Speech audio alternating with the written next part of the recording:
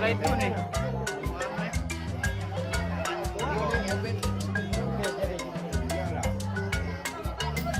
Kamu gitu, unit itu banyak ini.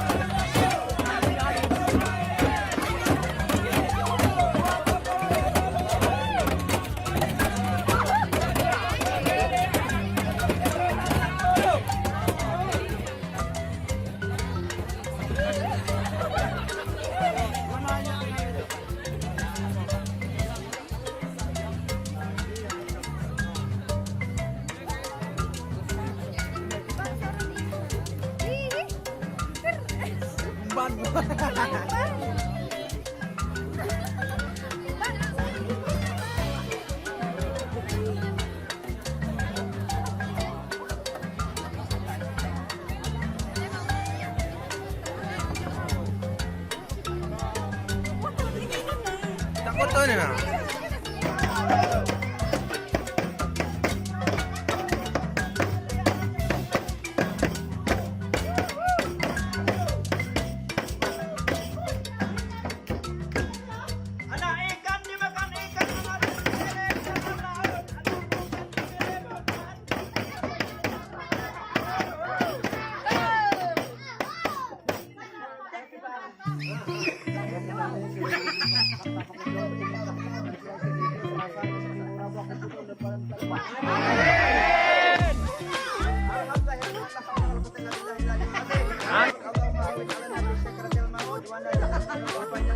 Amin.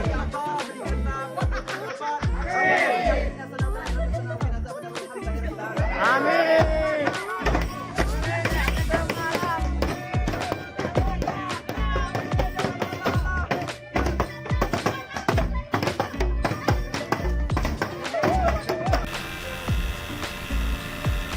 Banyak versi cerita tentang suku Jang ini.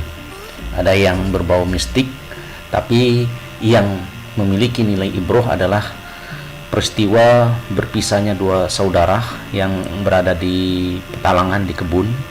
Yang satu berakhlak baik, yang satu berakhlak jelek. Orang tuanya bernama Pasirah atau pemimpin, yaitu Mustafa. Yang satu bernama Ujang, yang satu bernama Karut. Nah, anaknya yang Karut ini sering membuat kerusakan di alam. Waktu itu masih hutan raya. Kemudian banyaklah binatang-binatang yang terganggu, sehingga si Karut dan golongannya ini dicari oleh binatang-binatang buas.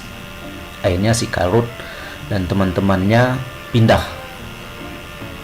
dari ke tempat yang lain supaya aman dari gangguan binatang buas. Sementara si Ujang yang dengan teman-temannya yang lain itu tetap berada di kampung halamannya yang lama. Kemudian perpisahan itu sudah terjadi selama 1 tahun. Si Ujang yang baik hati, yang bisa menasihati, ya, bagus dalam hal agama, kemudian seorang tabib yang mampu mengobati ini merindukan kakaknya yang berpisah. Akhirnya melakukanlah perjalanan, karena kerinduan melakukanlah perjalanan untuk bertemu dengan kakaknya.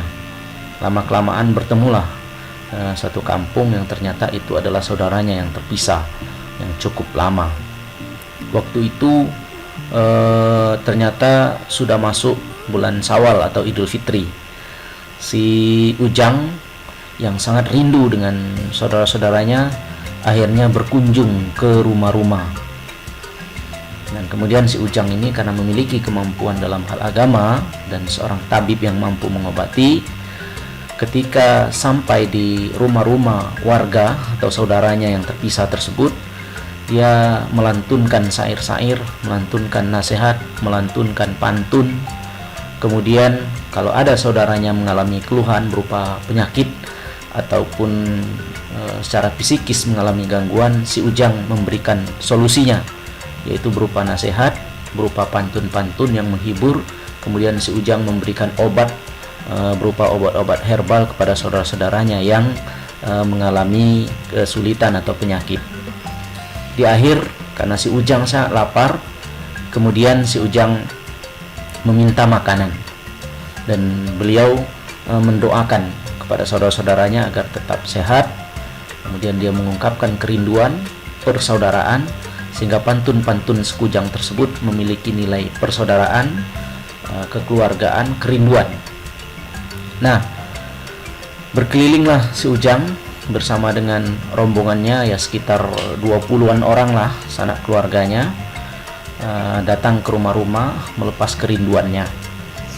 Terakhir, karena si Ujang dengan warganya mengalami kebahagiaan, mereka membawa kue-kue yang dihadiahkan oleh saudara-saudaranya tersebut ke masjid.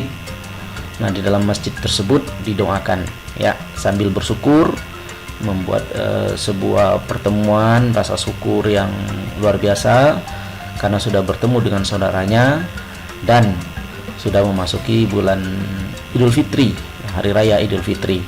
Demikianlah kira-kira kisahnya, yang kemudian ini diperingati setiap tahun oleh warga di desa Tapak Gedung. Dan kemudian kegiatan ini ternyata memberikan motivasi pada warga, mengangkat nilai-nilai budaya yang ada di Tapak Gedung, mempromosikan desa Tapak Gedung ke level yang lebih tinggi lagi. Akhirnya desa Tapak Gedung ini menjadi desa budaya dan desa wisata.